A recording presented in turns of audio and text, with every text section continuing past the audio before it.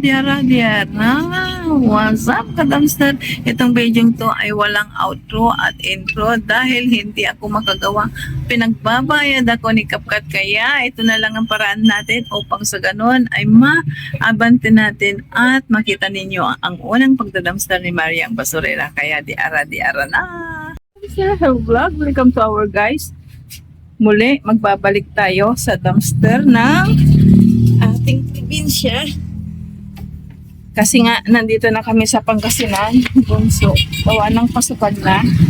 At ngayon ay susubukan nating umariba. As usual, opisina ni Mariang Basurera. Uy, kung saan ay dadalhin ko kayo para everybody happy. Kaya kita-kita na lang tayo. Hindi ko alam. Ayan na si Balbon. Uy, aaway kami ni Balbon.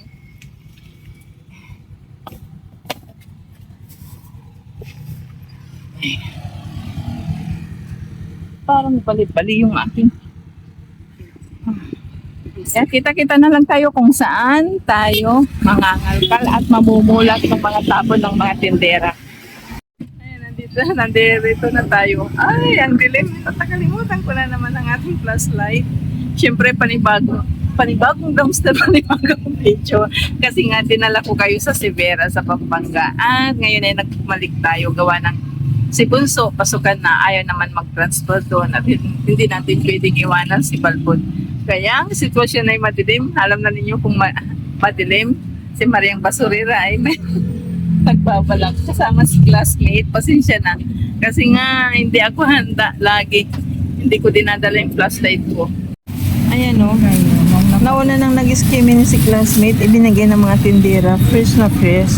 Pero kasi ito, alam naman ninyo, pag kayo namili, hindi na bibilihin ito para sa bukas. Kaya ibinigay na ng mga tindera. Ganito rin naman ba, every time na maaga. Sabi ni classmate, ay may parating doon. I-check natin. Sabi ni classmate, lapitan na natin siya kasi puro gulay daw yung dala para mapadali ang ating trabaho sa dali. Babaliktad po kayo. Ayan o, diba? Gulay-gulay ba? Ayun o, gulay o. Oo, ayan. Marami. Eto, nandito na tayo sa harap ng kariton kasi tinawag na tayo si classmate. Kinala tayo ni classmate. At shout out sa kanya. Ito na yung sinasabi ko sa mga pinsan ko. Doon sa Severa, sa Pampanga na pag dito lang, ay pwede tayong mangalkal. Pwede pambuhay. Sandali lang. Babaliktad ko kayo. Gawin na natin bago dumating ang truck. Ayan. Ito naman, ilawan natin si classmate kasi ang interest niya is mga karton. O, di ba? Ayan o, mga patula. Ayan o, ito yung sinasabi ni classmate na may gulay. Ito o, may buhay sa basura. Ayan yung mga kamatis. Ere o.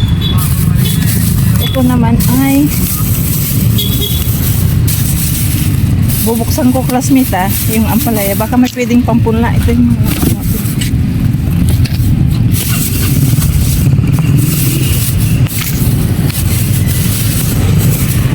Ere o. Ayan. Sabi ko sa inyo, nag-aaway kami ni ito. Classmate, akin na yung talong pang turta ba? Uy. Ayan o. Alam naman ninyo, walang trabaho si Balbon. Uy, tiyaga-tiyaga tayo. Ayan o, pwede pa. Ay, nakuha natin o. Ay, magmula ngayon, gagamit-gamitin na natin para makakuha tayo ng mga kailangan. Lagyan natin ng itlog bukas. Ayan. Ito kaya. Kunin natin to kasi kukuha ko ng pampunla classmate. At ako'y dahil ere. Diba? Ito puro ang palaya pa. Luto na. Ayan o, may kamuti. Ito yung sinasabi ko sa inyo. Ayan o, shout out sa inyo. Alam mo ba classmate, sa Pampanga ito, ibinibinta puno is 25 pesos. Ginagawa nilang panglumpia pa. Alam mo yung nagtitinda sa loob, ganito, mga ganito lang 25 pesos. Yun ang ginagamit. Ito pa yung mga gulay, kaso nga lang ito masarap ang palaya, diba? Ang palaya kasi pwede kahit pulbot. minsan magagalit ang asawa ni Kasi. Ayan, no? Radish. Kuha ako isang classmate, ah. Ayan, no? Nakukuha niyo. Oh, isang pipino. Para makarami tayo. Gusto ko itong ampalaya classmate sana. Try ko lang, ah. Si tatay kasi mataas na naman ang blood sugar. Matakaw ng kanin. Kasi ampalaya ba to? Hindi, ata. Ay, hindi. Sili? Ay, wag na. Sili. Ay, oo nga, sili. Talbos ng sili. Wag na. Ito naman. Sana may pagkatanim ko. May kailangan kumuha ako classmate. Ayan o. Kasi si tatay. Ako kasi kantanin malilitan Ay mo. Ito o. Mayroon din kami maliit kahit papano classmate. Ayan pa yung mga gulay-gulay. Kaso nga lang. Ito na siya o. Hindi na natin kakalkalin. Para hindi naman mahirapan yung ano. Nangalkal tayo actually isa. Kasi nga nakita ko may mga goods pa. Kaso nga lang ito daw. Sabi ni classmate dahon ng sili, hindi ampalaya. At wala pa yung truck. Dito naman ay mga literal na basura na. So, ito yung ano buhay natin. Ito yung ano, araw-araw kung bakit si classmate ay nandito. Kasi nag-iipon sila ng karton. Mga buti-buti ng plastic. May nakita tayo dito pero mamaya na. Pero yun naman yung nagkuha natin, no? Diba? Kahit pa paano. Sandali, tabi ulit tayo kay classmate. Ayan siya. Oh, diba? Nailawan. Ito yung nakuha natin. Ayan, namaalam tayo kay classmate sa mga anak niya. Ayan. Sabi ko, babay na at nakahanap buhay. Yung abang lingkod. Ayan. Nandito tayo muli. Ito, ipapakita ko sa inyo. Ayan. And then, yung nakuha natin, ibabaliktad ko kayo para makita ninyo. Ayan. Bakit tayo kumuha ng mga ganito? Kasi pampunla. At saka may mga naka-plastic. Titingnan na lang natin mamaya.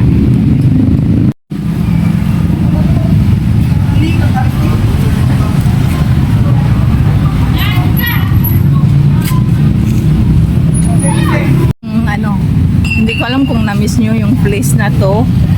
Siyempre si Balbon dyan nag-aantay yung. Ayan. May kausap actually eh. At sa bahay na ako magpipinto kung bakit matagal tayong nawala sa dumpster dito sa aming bayan, sa Lingayen. Kasi nga tayo dumayo upang maghanap buhay ng konti.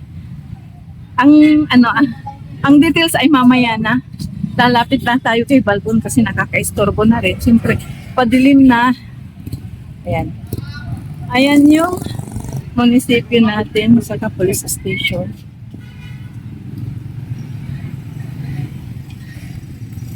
Ayun.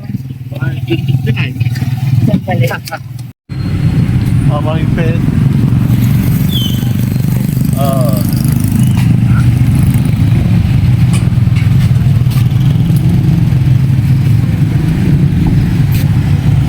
Dumay patakari BPI.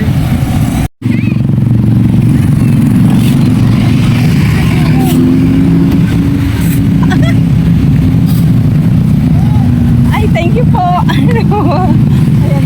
Salamat ha.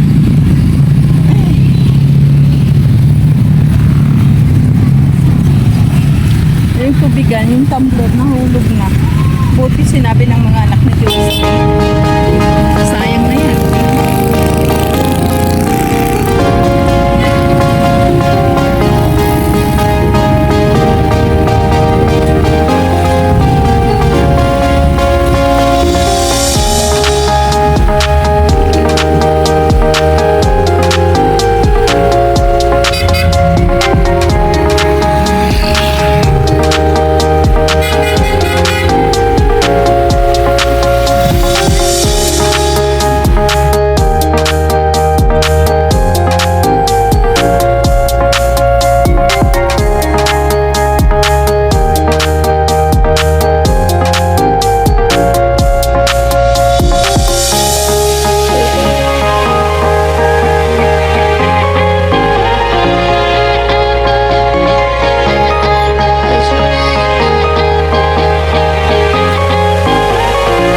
Kumain pa kami ng lugaw. Hapunan na namin ito ni Balbon.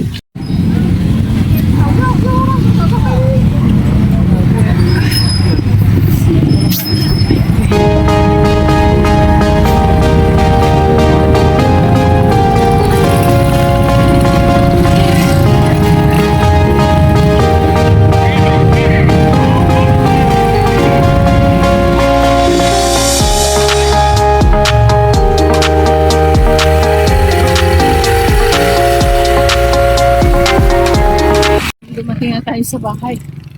Kaso nga lang nagtapon pa tayo ng basura. Para malinis.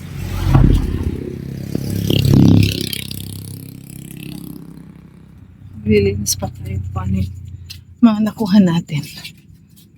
At, alam ba ninyo, nagkatulong ang bahay ko. Kaya lagi akong may nakarinig pa siya. Hoy!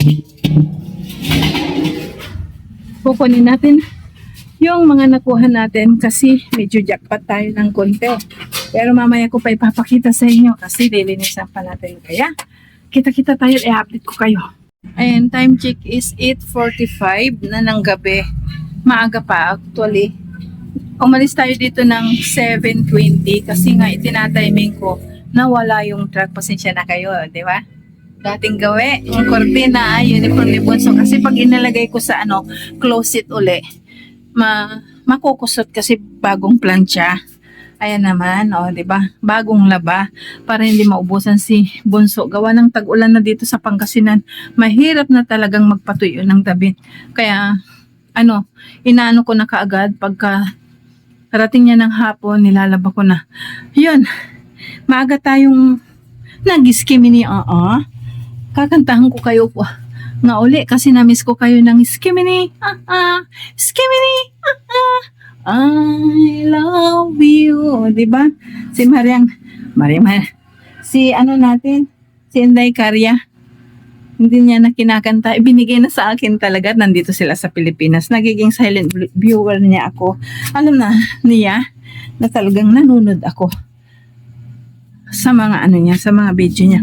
Ngayon ay inuunti-unti nating linisan at iligpit yung mga gamit na naiwan natin dito na hanggang ngayon ay hindi ko pa matapos-tapos. Inuunti-unti ko nang lumapit dito sa ating munting kusina. Mawawala kayo. May mga kaldero dyan na hindi pa natanggalan. Anong tawag dito? Takip. Kasi nga may nag-dinner na, may hindi pa. Ano naman talaga dito sa atin. At ito na nga, first time nating mag-skimming muli kasama si Balbon at si classmate. Nahihiya ako kasi nga maaga, marami pang tao. May mga na eksena pa sa palengke. Tulad ng nagbababa ng panindang bangus, mga gulay. Pero tinulungan na tayo ni classmate. Pinalapit na tayo sa kariton upang sa ganun ay makatapos tayo. At ngayon ay papakita ko sa inyo kung ano yung mga nakuha natin. Ito yung mga naisalba natin. Pera ito. Ito, bakit ko kinuha ito? Maganda, parang native siya. Ayan may dyan. Anong tawag dito? Pampunla. May mga pwede pang pampunla dito. Kumpol na ang palayang nakuha natin. Diba? Mayroon din tayong kumpol ng sili. Panigang, kaso nga lang, ito yung patuyot na siguro. Pawala na yung puno kasi nga mas may edad pa ata kaysa sa akin ito Ganon din, may kamatis tayo, may kalabasa, binuksan na natin kung bakit itinapon. Ayan mayroon din tayong kasing edad ko na kamuting kahoy. Ito kung bakit itinapon ito na siguro nakikita nyo ba? Pero kinuha ko pa rin para makita ninyo. Mayroon tayong 4 na talong na good pa. Masarap ito pang torta kasi may itlog tayo. At isang pipino, hindi ko pa tinanggal actually. Tanggalin natin. Bakit sinadya kong hindi tanggalin? Para kasama ko kayo sa pagtingin kung okay pa. Di ba? Okay pa. Ito yung naisalba natin ngayong gabi. At least ay anong tawag dito? Kahit pa paano tayo ay jackpot. Di ba? Blessing na rin to. Habang walang trabaho si Balbon, hindi ako magpapamigay. Ito pang itlog, panitlog, di ba? Pero kung may manghingi, bakit hindi natin sila bigyan? Bago tayo magkwentuhan, bibigyan muna natin ng anong tawag dito? Si Balbon. Kasi pag hindi natin binibigyan, nakakalit. Yan. Ako rin, actually, ay nagtiti. Papakita ko na lang sa inyo kung ano yung tinamin. Ayan siya, banaba. Ayan. Mainit na yan.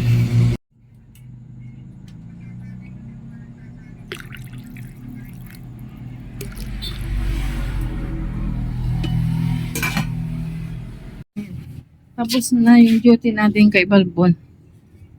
Mamaya ko na ipasok ang Irinola. Pagkapasok ko, dito pa tayo sa sala kasi maaga pa. Wala pa yung dalawa kong apo, wala pa yung manugang, wala pa si panganay. Kawawa naman si panganay.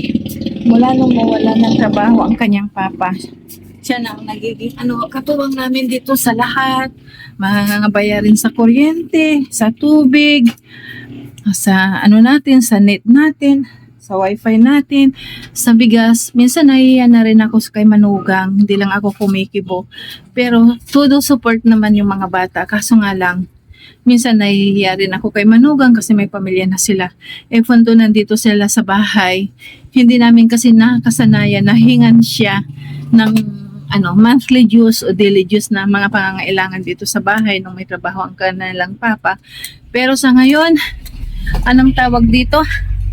Pansamantala, sabi naman ni Papa ay tumulong kayo dito sa pangangailangan ng bahay kasi nga mayroon tayong bunso na kailangan suportahan sa kanyang pag-aaral gawa ng hindi basta-basta yung section ni bunso. Alam naman ninyo sa mga nakapanood na at nanonood ng ating paudlot-udlot na video ay nagkakaranking siya hanggang sa grade 7.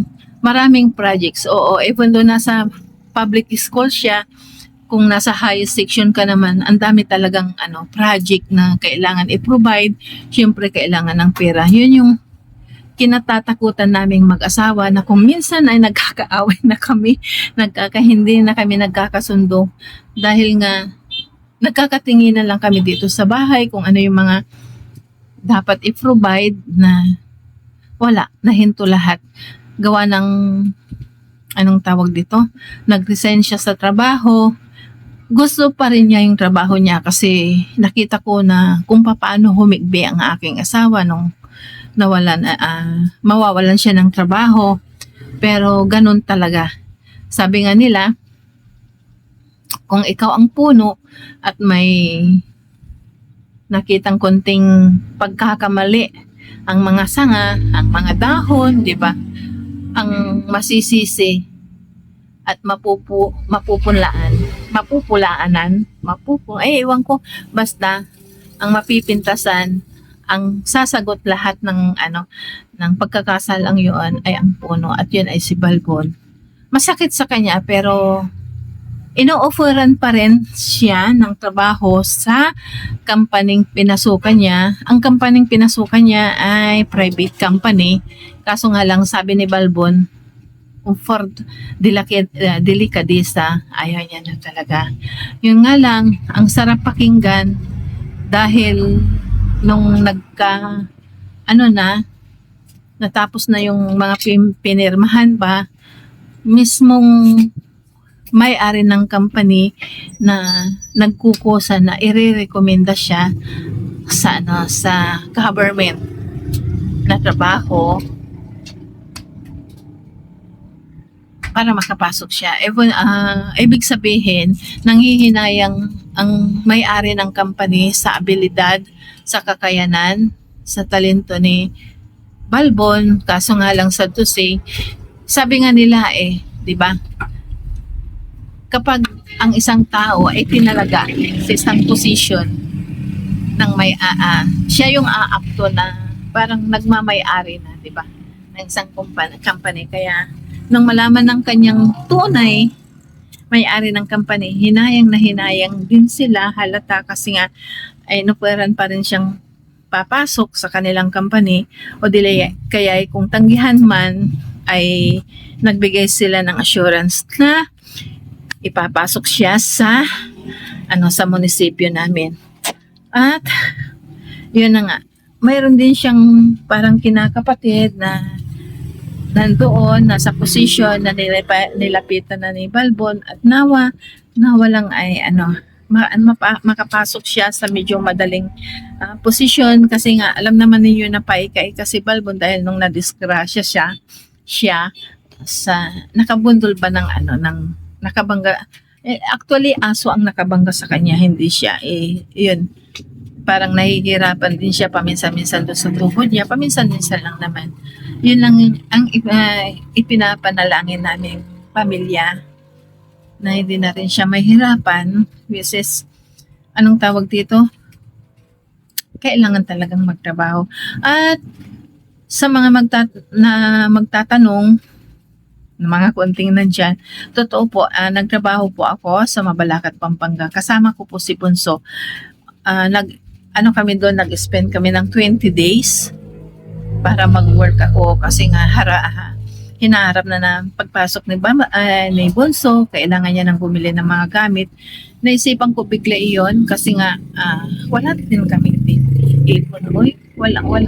Kung ano yung nandun, tamang-tama, fit na fit po yung sweldo niya sa pangbuwan ng pangangailangan namin. Kaya talaga ako nakakaipon. Yun po yung rason na kaya na po ulot-utlot, pinipilit kong mag-vlog, mag-video, mag-dumpster, baka sakali para sa kinabukasan. Lagi kong sinasabi na anong tawag dito, para sa pamilya ko, hindi po para sa akin. Kaya kahit na maputi,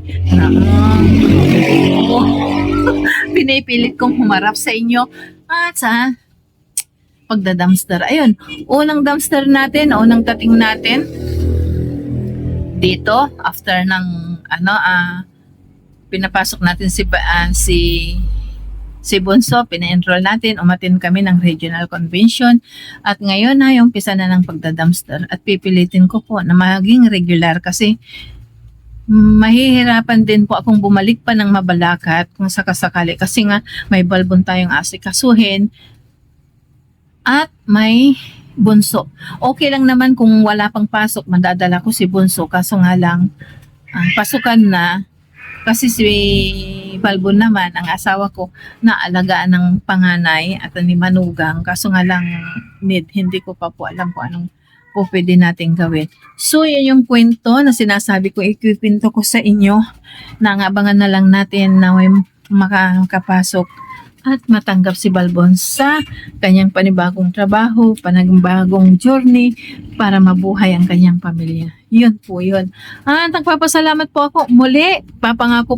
Ipapangako ko po na sa susunod na vlog natin ay hindi daily life vlog or kukuha tayo ng konting clip sa daily life vlog at pagta-dumpster ulit. Kaya thank you very much po muli. Kita tayo sa susunod na video, vlog at dumpster. Kaya bye bye for now. See you on our next vlog. Bye-bye!